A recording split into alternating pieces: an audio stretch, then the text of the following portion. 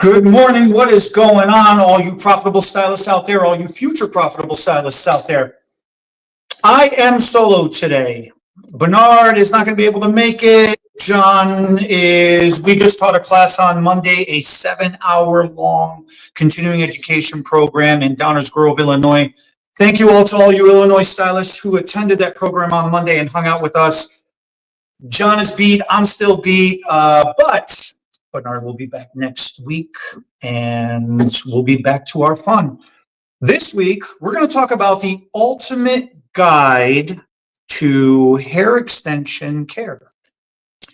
And what better way to show it to you guys and explain it to you guys than to show you in real time. So I'm in my studio, and literally when we get done at shows, we just pack everything up. Like, we put everything up the night before and we dress it up all nice and everything. At the end of the day, we just dump everything in a box. We don't want to deal with putting everything nicely back together again or anything like that. We just kind of throw everything back in a box. And so when it comes back, this is like two wefts and 4 or 5 different strands. 5 or 6 different strands of hair.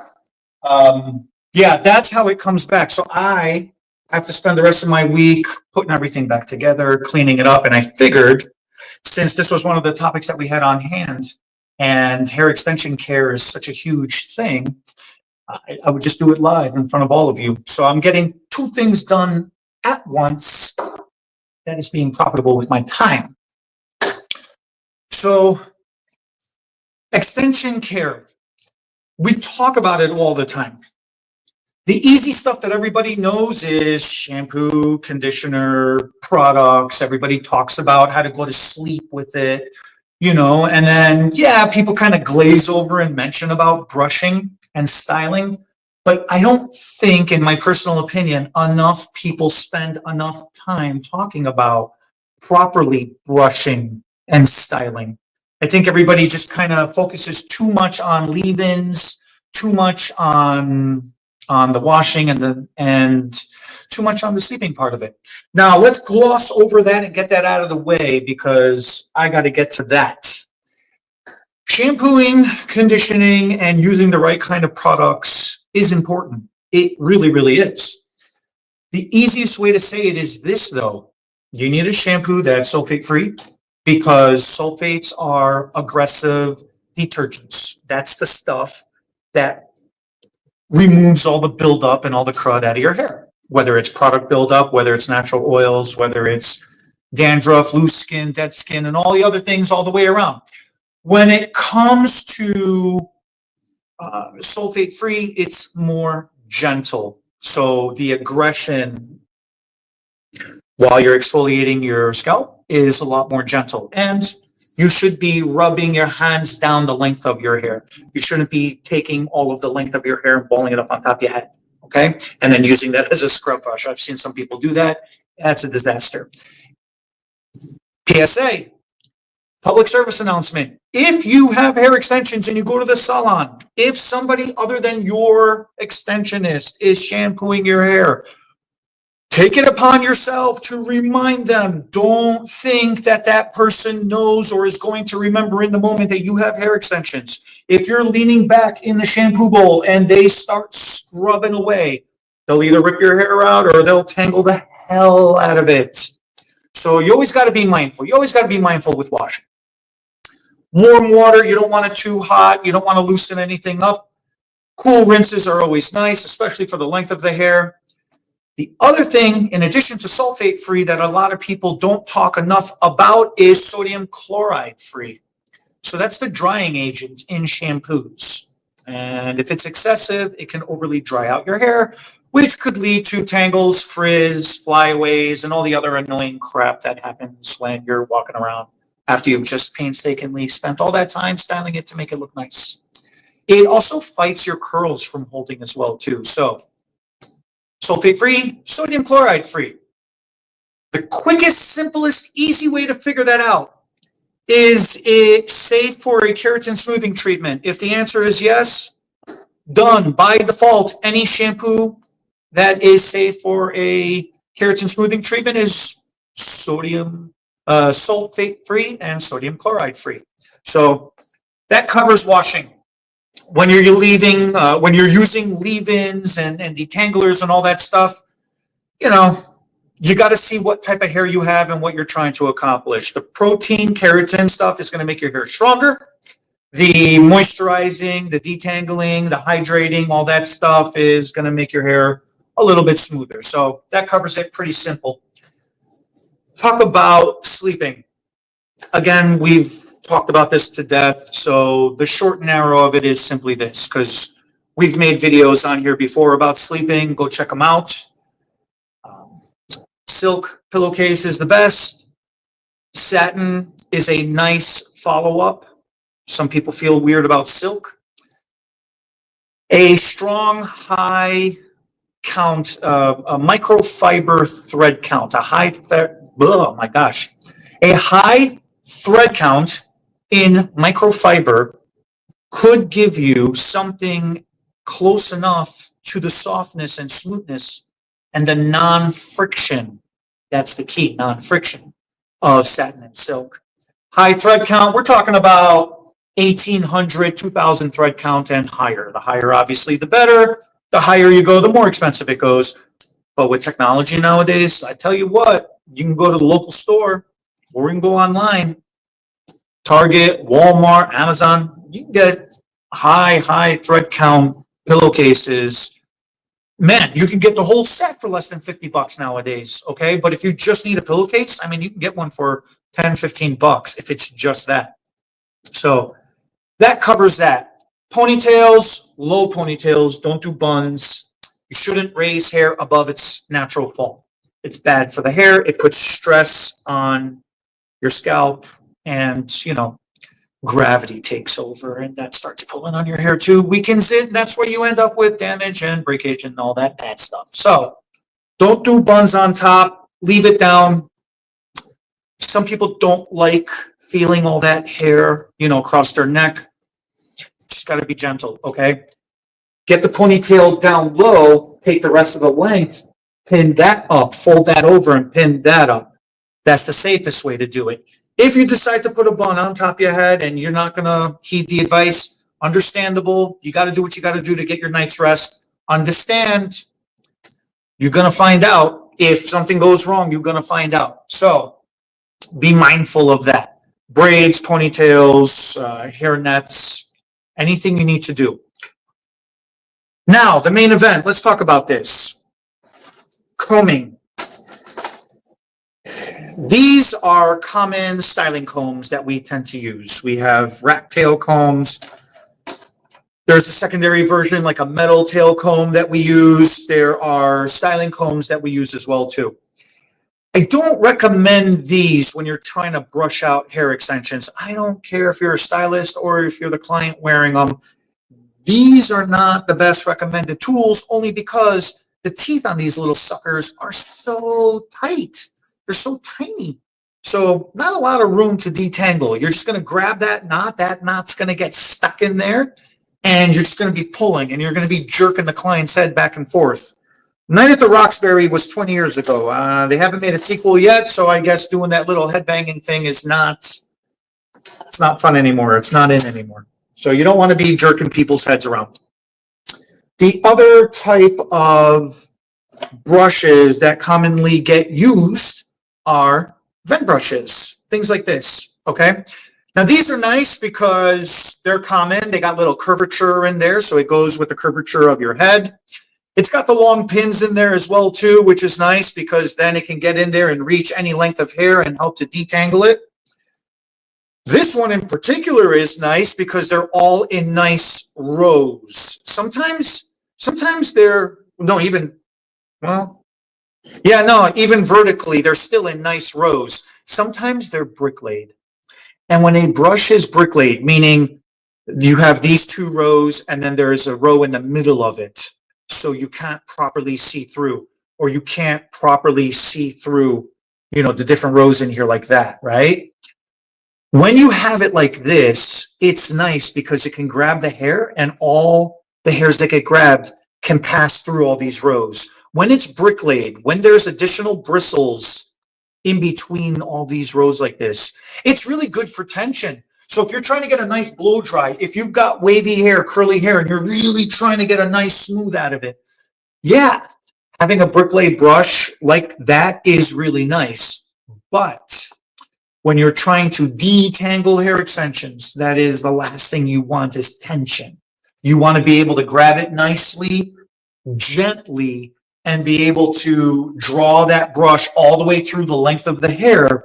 So then this way, each one of those tangles can get grabbed in a bristle, get separated, and then the length of that hair can comfortably pass through all the different rows in the brush. So this is a common vent brush or paddle brush that a lot of people use. The problem with this, when it comes specifically to hair extensions, because with the length of hair, this is nice. With long hair, yeah, okay, fine, it does everything I just said. When it comes to hair extensions, what this type of brush cannot do is separate the attachment area in hair extensions. So the attachment area is, sometimes you have a hair extensions that's a keratin bond. Sometimes you have hair extensions that is a weft, a track, a bead, a sew-in, a clip-in. You know, there's a tape-in. There's so many different types of hair extensions out there. You got to be able to comfortably go over that attachment area, in some cases separate the shed hair or any buildup hair in that attachment area, and be able to pull all of that out. This kind of a brush is going to snag more often than not. I'm not saying it's impossible and you can't do it with this. I'm just saying it's unnecessarily difficult. So the answer is a two-tier brush. With a two-tier brush like this, if I bring this really close, you could see you've got the longer pins, these white longer pins, and then you've got this darker bristles on the bottom underneath. So this is what we consider a two-tier brush, because you've got the one tier of the dark and the lighter tier of the on the top sticking out of it.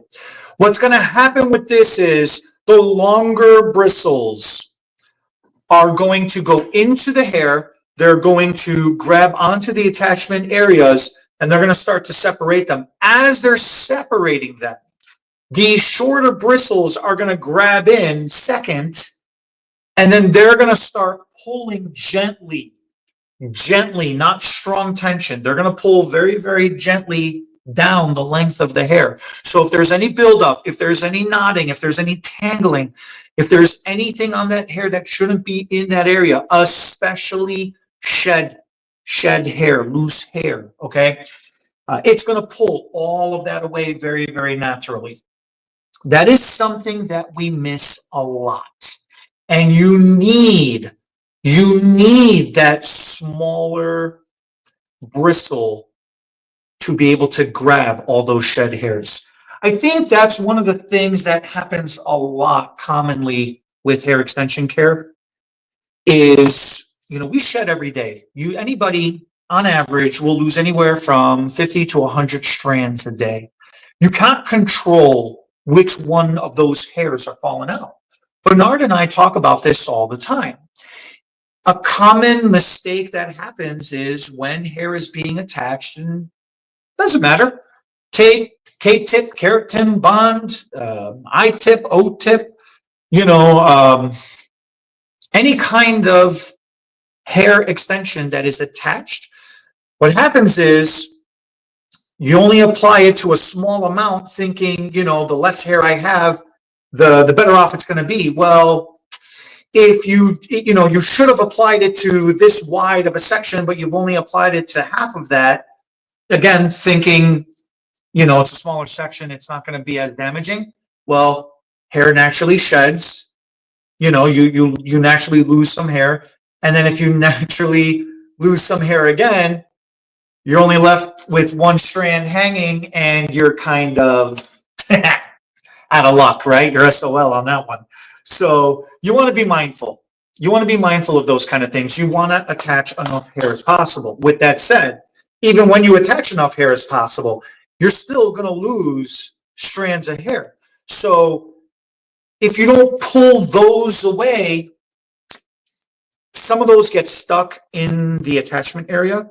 Some of those are resting on top of the attachment area and they're sitting loose. They will naturally grab on through friction and just through movement and just through natural wear and tear. Those loose hairs will grab onto the next hairs that are not attached to the hair extensions, and they'll start bunching together. And when they bunch together, that's what starts creating tangling, and that's a hot mess by itself too. So a two-tier brush like this. This is a nylon type of bristle, and then that's a boar bristle. On some people, that's really popular, and that works out really nicely. Some people, the boar bristle is too heavy for them, or it's too strong for them. The nice thing about boar bristles is it is a thicker, coarser material, that the cuticle of a boar bristle brush is stronger than the humans, so it will attract and grab everything down. If that's too much tension, then you can go with something like this, which is a two-tier nylon bristle. So it's got shorter nylon bristles, longer nylon bristles, and you can use something like this too, and it's very easy to detangle with. All right, so this hot mess, you just got to kind of drop it around and try to gently shake it out. If you've woken up and you got your hair balled up in a bun and you're trying to pull it out, this is real. This could happen like this, right? Let's put this out the way for a sec. So then what you want to take and do, I'm going to attach it here for a sec. And I'm going to pull this back a little bit so you all can kind of see what I'm trying to do here. But what you want to do is, let's just say this is all attached to the head. Most people go in from the top of the skull, from the scalp, and they just start pulling and drawing and drawing and drawing. What you really got to do is support that hair from the mid shaft or from the ends, and slowly and gently just start brushing it out at the bottoms. And go from underneath. Don't just go from on top. Go from underneath and really make sure that you're getting it, okay? And then choke up on the hair closer to the scalp, and then gently start brushing through again. Now, this is common to go horizontally, right? If your tangles are really bad, hold your brush vertical.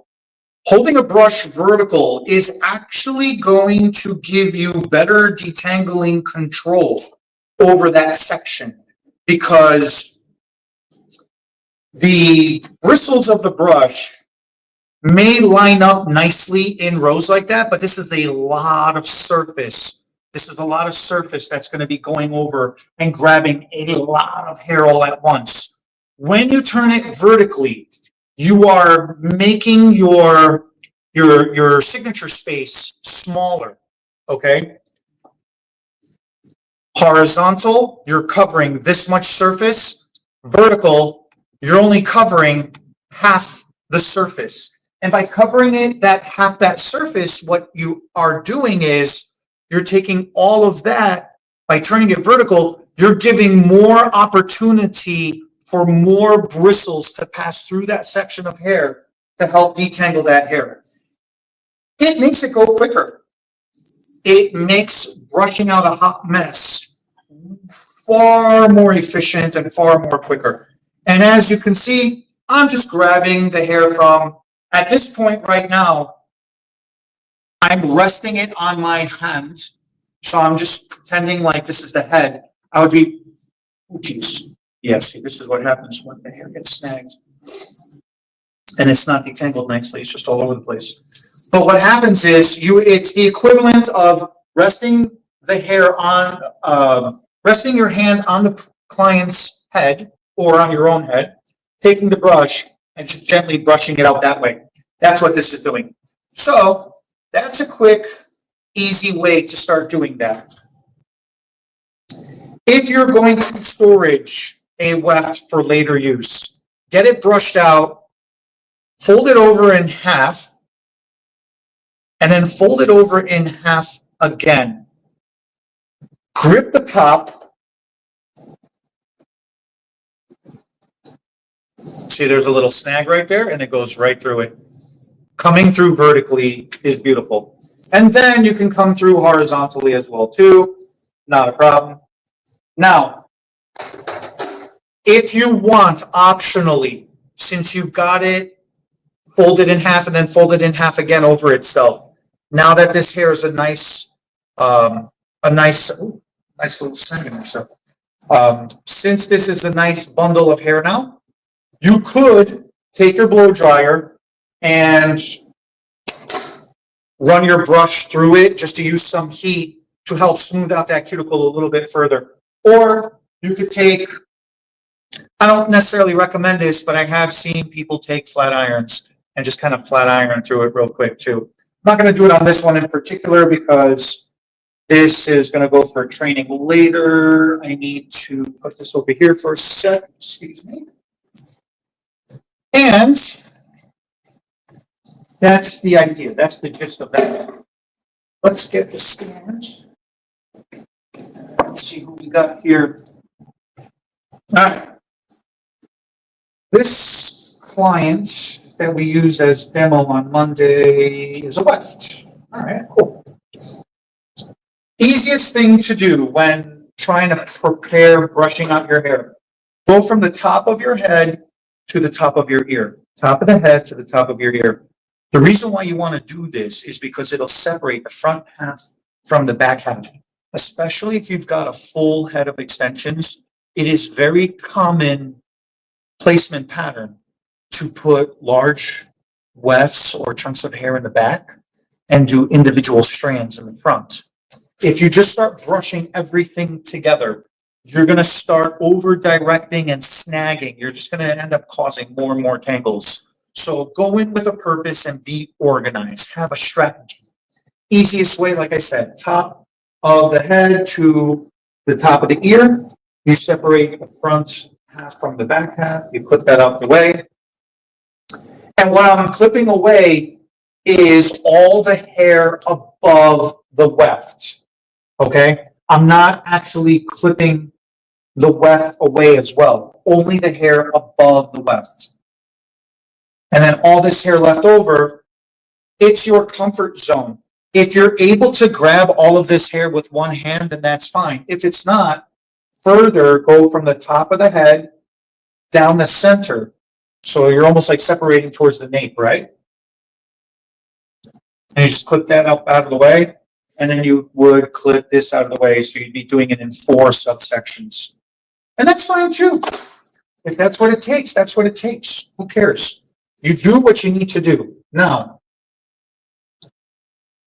you could take this entire weft in one go and start brushing this out. If your hands are smaller or if it's more tangled pretty bad, subsection that and do it in smaller sections as well too. What I tend to do a lot is I will start from the top and just slowly, you see I've got my hand placed underneath it. I'm babying this section of hair and I am gently and slowly coming down and coming through. As soon as I feel a snag, I grab right above it, right above where that snag just was that I felt. And now I'll start attack. I'll start attacking it. I'll start coming through and brushing through from over and from under. Horizontal. Well, I start off vertically and then I switch horizontally. Okay. Start off vertical. You get more bristles coming through the brush. You can detangle it easier. And then you come horizontally. You take up more surface space because now I can come through horizontally like this, and as I'm brushing it out, I'm also completely smoothing out this section nice and wide. So that's what I'm going to take and do. I'm just going to grab this, come through. That one went through okay. And because that one went through okay, I'll just come horizontal and brush it out real nice. Yeah. That one comes through all nice. Now this side is the side I was worried about. So I did that side first because I wanted to show it off. This side is going to fight me. Okay. Yeah, that side's already fighting me. So I have to grab it from this high up just to start on that tangle. But guess what? If I start this high up and I start pulling out this tangle, what am I really doing?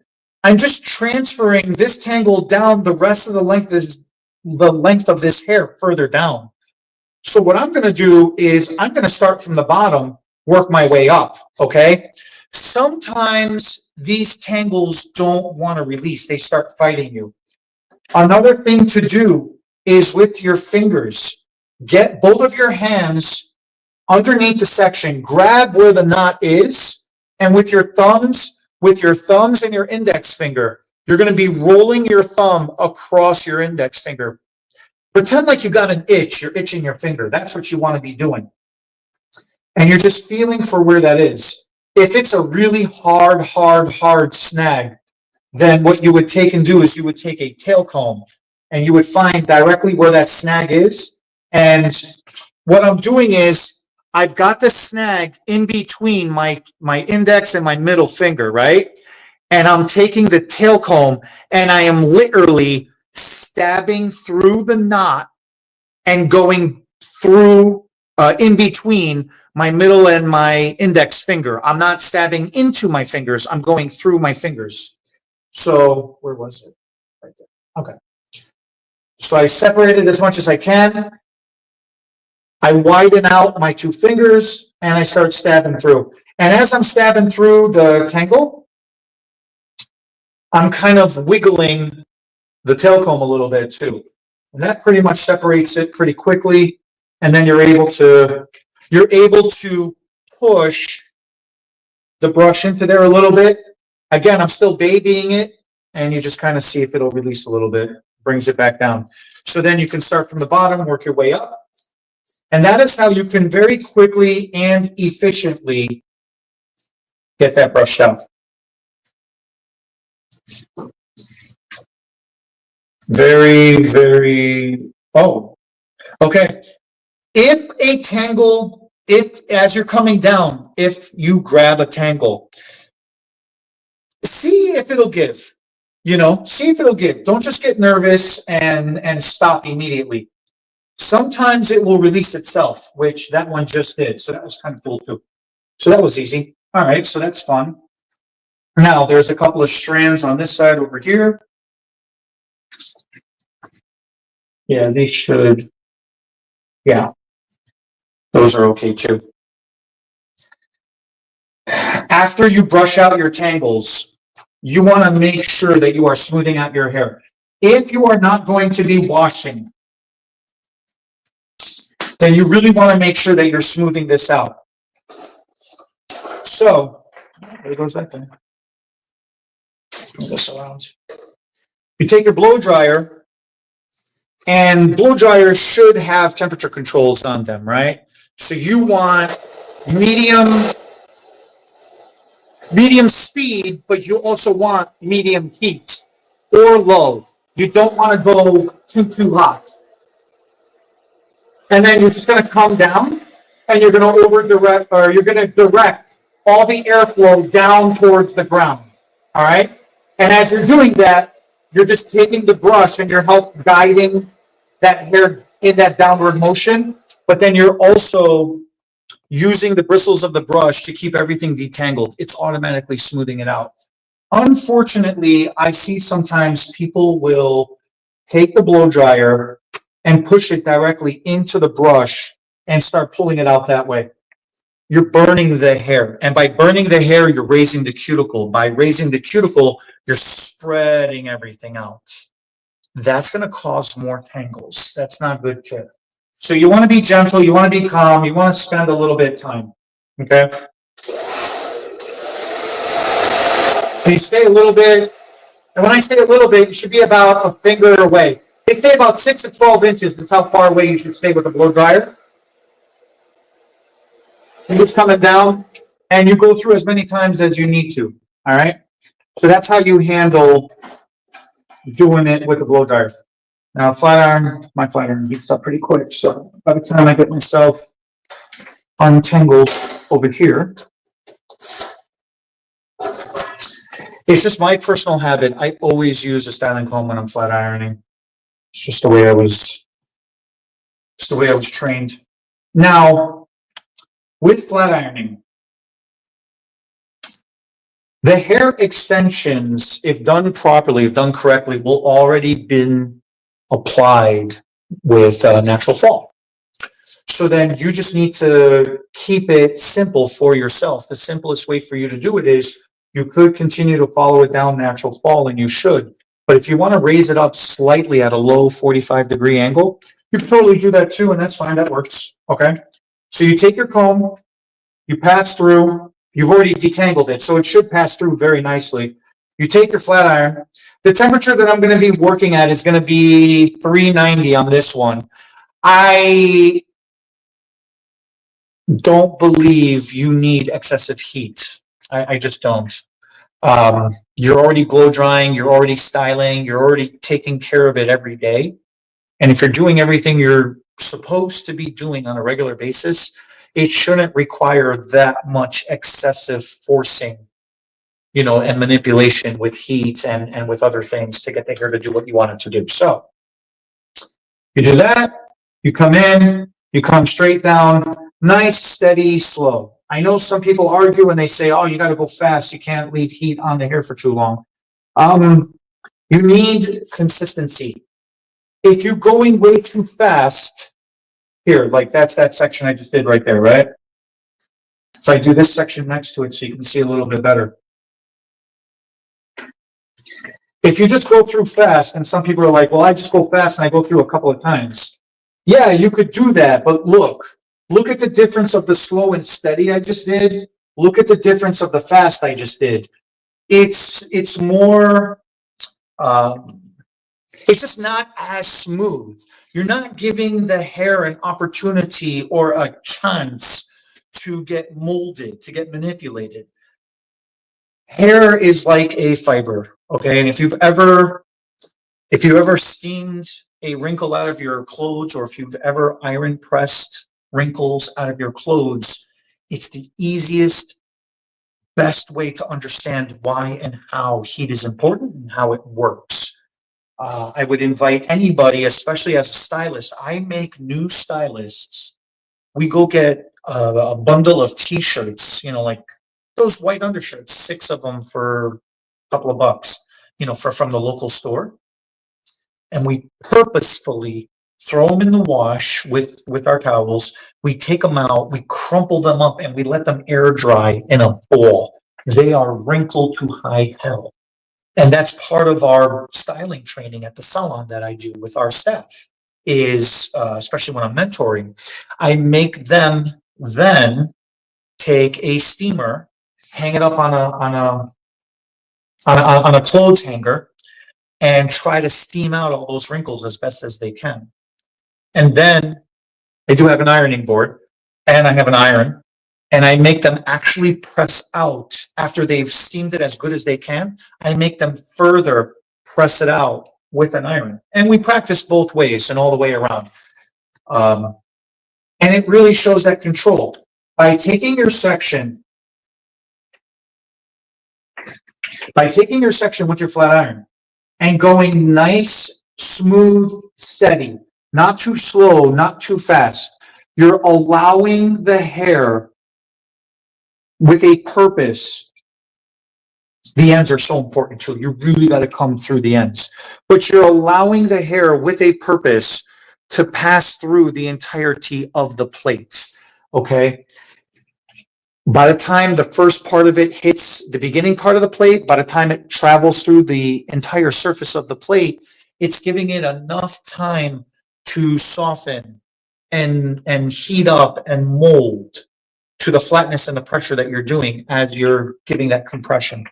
And then as you're steadily coming back down, it's cooling down as well too. And it's really, really nice, because then you get that nice reflective shine. That cuticle is sealed and it becomes like glass. The reason why I make mention about the ends, too many people come towards the end like this, and then they just drop it out. And what ends up happening is you have these, you either have a bend in here like this hair is just, see, it's got like a little crimp, a little bend in it like that, and the ends stay fried out, frizzed out. Well, they're not fried, but they look like they're fried out in comparison to how nice and smooth the rest of the hair above it just looks. So it's so important to come through all the way through and let the ends fall out of the flat iron. Don't just release prematurely, okay? So that's flat ironing. That's the easiest way to describe on that one. The other girl I got over here, I'll finish her up later. I'm going to show you. This one's got K-tips. This one's got keratin strands in it. So with K-tips, keratin strands, tilt this down a little bit.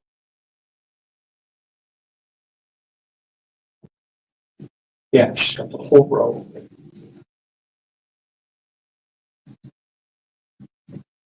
Clip this out the way real quick. Okay. So with K-tips and keratin strands, that should look good. Where? This is what I was talking about earlier. If you come in with a paddle brush, you could come in through the length of the hair with not much of an issue. But I hope you're going to be able to hear this. You hear that crunching? It's really rough, and I'm not playing around.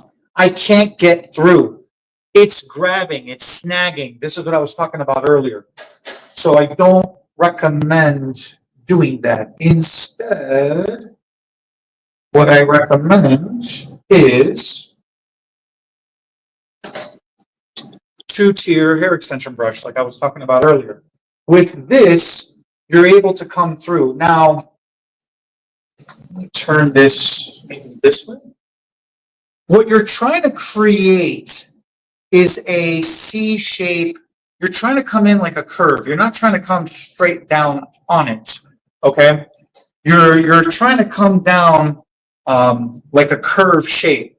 So the idea is you want one side of the brush to hit first into the hair, and then you want to roll through to the other side of the brush.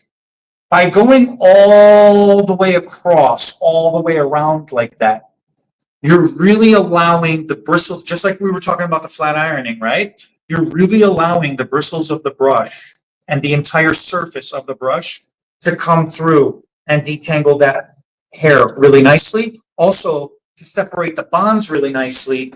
And lastly, you're allowing the shorter bristles inside of the brush to grab any loose hairs, any buildup, anything that's not supposed to be there, and be able to drag it off the hair down nicely as well too. You're also ensuring that you're smoothing out the extensions as best as possible by doing it that way. So you want to come in and you want to do that half circle or that C shape, however you want to refer to it as. By doing it like that too, even if I take a big chunk of hair, I can naturally come through. See, I just pulled that off. That was. You can naturally come through and right over it. That snagged because I didn't go down the length of the hair. I tried to cheat. And cheating never works. All right. And if you take your two-tier nylon brush, same difference. You can come all the way right through it, okay? With that said, caring for keratin bonds or K-tips is pretty straightforward. Bear with me one step. Let me do this nicely. Excuse me for covering the camera for a sec. I'm just using my tail comb to separate out. What I'm doing is I'm feeling above where the bonds are, and with the tail of the comb, I'm just feeling at the top where the bonds are, and I'm just picking off all the hairs right above it. So you go in, you clip that out, and then I turned off my flat iron. I didn't have it. Turn that back on. It'll heat up real quick. When blow drying, same rules apply, just like we were talking about with a weft. Okay? You want to make sure that You are leaving a little bit of space. You're not making full contact with your brush to the hair extensions. You want to give a little bit of a space. Medium heat to low heat, and you want to follow that down. You want to follow that all the way through the length of the hair. Sometimes when our hair is wet, we'll go in and we'll start power drying, or we'll start quick drying, okay? When you're quick drying, what you want to be mindful of is keratin bonds. Literally, your hair is made out of that same keratin. It's a protein. It hardens, it softens, it is manipulated by heat, no different than the rest of your hair strand is. So if you have a high quality hair extension, keratin bond or a K-tip, you will, it will be pure keratin, okay, just like the makeup of your hair. That attachment area in there, you definitely want to make sure that you're not overheating it when you're rough drying your hair, because then you run the risk of pre-softening that could get it to drag or pull down. That's not necessarily always, well, that's never a good thing under any circumstance. So that's one thing you want to be mindful of. The other thing you want to be mindful of is, I see too many people, they don't separate the extensions out before they flat iron them and then flat iron the hair above it. They just try to grab it all in one just because it's easier that way. I understand. The problem with that is, if you've got a flat iron at anything over 250 degrees, you are inadvertently overheating the bond. It's going to force it to spread, and then it's going to cool, but it's going to cool in that spread out state. So it's going to grab all the hairs next to it too, and that's going to be a bad day.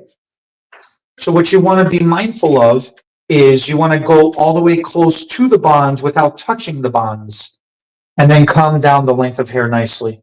All right.